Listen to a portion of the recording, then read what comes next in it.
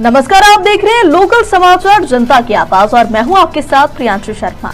आइए आज की कुछ खास खबरों का रुख करते हैं। बड़नगर तहसील के गांव जस्सा खेड़ी में मेहनत मजदूरी करने वाले माता पिता की बेटी बनी आर्मी में ने बालिका ने माता पिता का किया नाम रोशन। बड़नगर तहसील की पहली नारी शक्ति बनी। आर्मी मैन प्रतिभा किसी की मोहताज नहीं होती है। यदि उन्हें मौका मिले तो वह अपना सर्वश्रेष्ठ प्रदर्शन कर देश का नाम रोशन कर सकती है। ऐसी ही प्रतिभा की ढाणी बड़नगर तहसील ग्राम जैसा खेड़ी में पली बड़ी गरीब पंचर बनाने वाली की बेटी राधा पाटीदार ने भारतीय सेवा में अपना स्थान बनाते हुए देश सेवा के लिए भारतीय सेवा में चुनी गई है। आज हम आपको ऐसी ही एक प्रतिभा की ढाणी जिसने अपने अथक प्रयास हुआ है, मेहनत से भारतीय सेवा में देश सेवा के लिए स्थान प्राप्त किया है।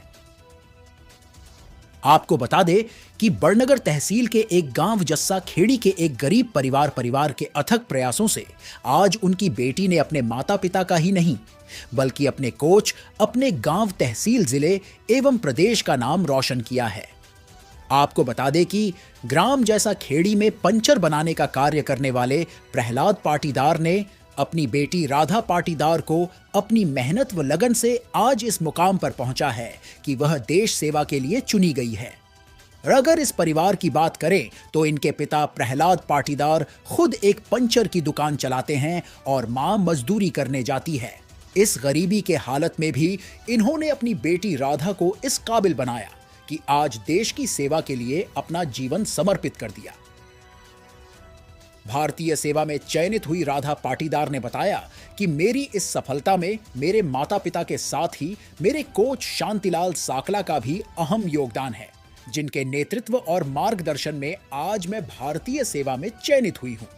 मेरी पहली पोस्टिंग 5वीं बटालियन लद्दाख में हुई है और मेरी ट्रेनिंग हरियाणा के पंचकूला में हुई। देखिए बड़नगर से राधेश्याम सांवरा के साथ देवीलाल प्रजापति की रिपोर्ट। कहाँ रहते हैं? जी बताए, आपकी पुत्री का भारतीय सेना में चयन हुआ है तो आपको कैसा अनुभव? अच्छा हुआ सर, बहुत अच्छा लगा। आप अन्य माता पिताओं को क्या संदेश देना चाहेंगे? बस सबसे ये निवेदन करना चाहती हूँ कि माँ और पिता कड़ी मेहनत करके बच्चों को आगे निकाले और कई गुना मेहनत करके बच्चों को आगे निकाले। हमारा यही संदेश है सबसे, और निवेदन यही है कि जैसे हमारी बेटी निकली वो सब बच्चों को निकाले। हमारा यही संदेश है सबको। अच्छा, बहुत सारे माँ बाप ऐसे भी सोचते हैं कि मेरी बालिका अकेले को मैं कैसे पहुँचाऊँ, तो आप इस संबंध में क्या कहना चाहेंगे? नहीं सर, मैं उनसे ये निवेदन करना चाहती हूँ कि ऐसा नहीं सोचे। हर माँ बाप हर बच्चे को निकाले आगे, और यही सोच के कि बस अपन देश की सेवा में बच्चे को लगाए। देखो, एक और बात कहा गया कि माँ जो होती है, माँ अपने मतलब इस टुकड़े को एक देश के हवाले किया और इतनी मजबूती के साथ, तो आपने मतलब क्या फील होगी? नहीं सर, बहुत अच्छा फील हुआ, हमको लगा भी है सर, पर तो बस उसके लिए कुछ नहीं कहना चाहते हम लोग। क्या बच्चों को लगाया और बहुत अच्छा किया, वो देश की सेवा करे और सब पूरे गांव का रोशन करे, नाम रोशन करे सभी का। क्या नाम है आपका? प्रहलाद पाटीदार। कहाँ रहते हैं? जस्सा खेड़ी। जी बताए, आपकी पुत्री का भारतीय सेना में चयन हुआ है। जी सर। कैसा अनुभव हो रहा है? अच्छा है, आप बहुत खुशी हो रही है हमारे को। और लोगों को आप क्या संदेश देना चाहेंगे? यही कहना चाहेंगे कि उनके बच्चे को पढ़ाए लिखाए और आगे बढ़ाए और भारत की सेवा में उनको भेजे, मत देश की रक्षा के लिए। यही कहेंगे। सर, एक और बात बताइए कि जिस तरह आपने बेटी और बेटे का भेद नहीं रखा, जिस तरह आपने बेटी को भी एक बेटी की तरह आपने इसको परवरिश की और इसी लक्ष्य पहुंचाया, तो वो भी माता पिता को आप क्या कहेंगे? यही कहेंगे सर, हमारे तो 2 बेटी और 1 बेटा, हमने तो तीनों को बेटा ही समझा था और बेटा समझ रहे, आज भी बेटा ही समझते। हम तो कभी इनको बेटी कहते नहीं, बोलाते हैं तो बेटा ही बोलाते हैं। बेटा आ गए। क्या व्यवसाय करते हैं आप? हम तो पंचर की दुकान चलाते हैं सर, छोटी सी।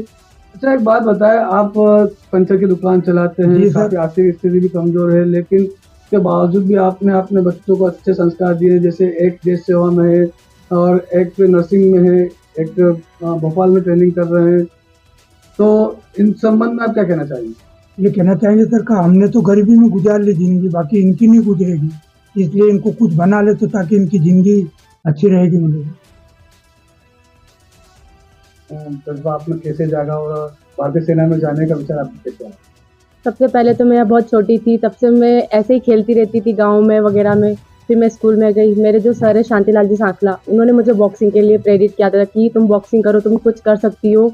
तब से मैंने बॉक्सिंग स्टार्ट की। 2016 में मैंने साई एकेडमी ज्वाइन की थी। साई में जाने के बाद मेरा अच्छा था परफॉर्मेंस, फर्स्ट टाइम से मेरा अच्छा रहा। Medal, school national medalist, gold medalist, Khelo India medalist, youth medalist, उसके बाद सीनियर नेशनल की मेडलिस्ट रह चुकी हूँ।